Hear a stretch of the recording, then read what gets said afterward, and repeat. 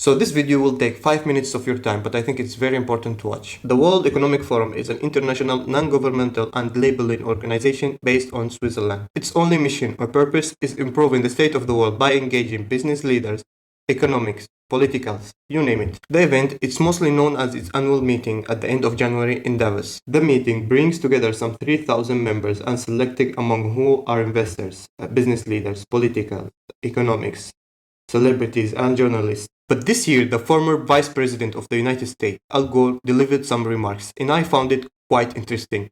It's a 5 minutes video, and I'm going to stitch it now. I have noticed a huge increase in the amount of passion and attention being paid by CEOs and other business leaders. It is for real. But as the Secretary General said in his brilliant speech earlier today, we are not winning.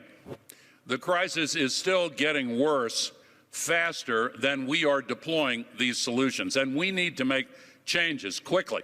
Emissions are still going up. All these promises of the last few years to cut emissions are still going up. When are we going to bring these emissions down?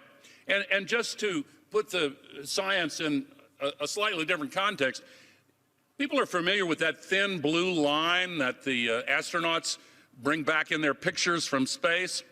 That's the part of the atmosphere that has oxygen, the troposphere, and it's only 5 to 7 kilometers thick. That's what we're using as an open sewer. If you could drive a car straight up in the air at interstate highway speeds, you'd get to the top of that blue line in 5 minutes. And all the greenhouse gas pollution would be below you. We're still putting 162 million tons into it every single day. And the accumulated amount is now trapping as much extra heat as would be released by 600,000 Hiroshima-class atomic bombs exploding every single day on the Earth. That's what's boiling the oceans, creating these atmospheric rivers and the rain bombs and sucking the moisture out of the land and creating the droughts and melting the ice and raising the sea level and causing these waves of climate refugees predicted to reach 1 billion in this century. Look at the xenophobia and political authoritarian trends that have come from just a few million refugees. What about 1 billion? We would lose our capacity for self-governance on this world. We have to act. So in answer to your question, I would say we have to have a sense of urgency much greater than we have yet had, and we need to make some changes. We've heard about divides at this conference between the North and South and the East and West. There's another divide, increasingly, between those who are old enough to be in positions of power and the young people of this world. Greta Thunberg was just arrested in Germany. I agree with her efforts to stop that coal mine in Germany. Young people around the world are looking at what we're doing. They look at the World Bank and they say, oh, you've got a climate denier in charge of the World Bank, so why are you surprised that the World Bank is completely failing to do its job? Secretary General says that. Everybody knows the World Bank is failing badly. Now we have the COP process. Okay, what do I say to these young activists that I train around the world when they come to me and they say, are you okay with putting the CEO of one of the largest oil companies in the world in as the president of the COP? Is that really okay? Well, it's not whether he's a nice guy or not, or whether he's intelligent.